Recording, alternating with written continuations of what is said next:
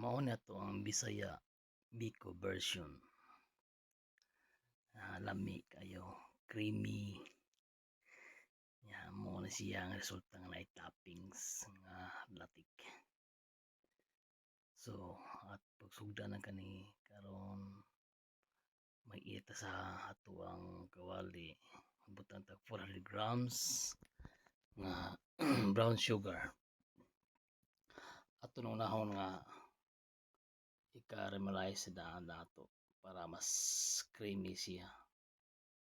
Una ato butangan og 1 liter nga coconut milk. Ato sa nang i-caramelize para mas lami siya. Dali pa siya mo mahimong latik. So ato na siya kayo-kayan para di na siya magbukol-bukol. Nya humanan na ato na siya butangan og coconut milk. Pagkahuman na ato na sa pasadan nga mabukal. Nya atong i-mix na siya. Pag mubukal na siya, una nga imo na sa pahinayan ng yang high flame niya. Ito lang ito pahinayan sa low flame. Ayan, pag siya makaramel siya or mahimo siyang siya para mas lami siya dyan. Kung latik hinay ang kayo kay mas creamy yun siya. Natong kayo na siya nya ato na siyang butangan og 1/2 tablespoon ng sugar para ubalance ang iyang katamis.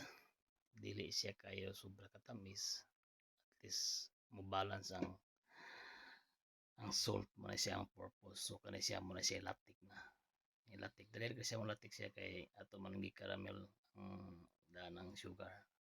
So karon ko nagmuog og rice pilit nya atong ibutang sa butanganan nya ato ibutang i-mix ato ang gi-caramelize ato nga latik. Mo na siya ang resulta. So ato na siyang i-mix sa diya sa dako nga sudanan. So ang nagbutang ko gamay, nagsubra ko gamay para ato ang ibutang sa toppings. So ato na siyang gi-mix ni karon. So nagkuha ko gamay ni nga wala butang yan ako para topping latik. Kani siya ako na siyang gi-mix.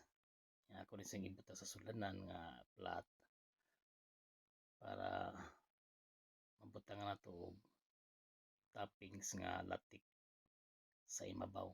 Mas lami siya, creamy siya. Muna ako nang ibutangan din sa karon sa flat nga butanganan para ato butang ang toppings sa imabaw ang toppings ang latik para mas lami siya kaunon labi nagbuknaw na siya atong hiwaon. So ang iyang latik sa ibabaw naa sa ibabaw mas lami siya kaunon creamy kaayo.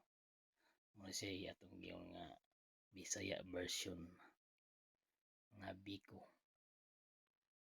Pero dili kasagaran kani butangan og i-caramel ang sugar daan i-mix na magsagara i-mix sa coconut milk para kuha lain na siya nga pamaagi. Kung makauyon mo sundan lang, kung dili okay ra sad. At least share ko ni nga pamaagi sa mga Bisaya version nga Biko. Hinaot ka mo nga makat-on mo kaibaw mo ako nang i-share sa inyo. Salamat. Ang mga ingredients ako na ibutang diri sa last portion sa akong video para makita dyan ninyo ang usay mga ingredients. Kamay ra kay ni. Salamat.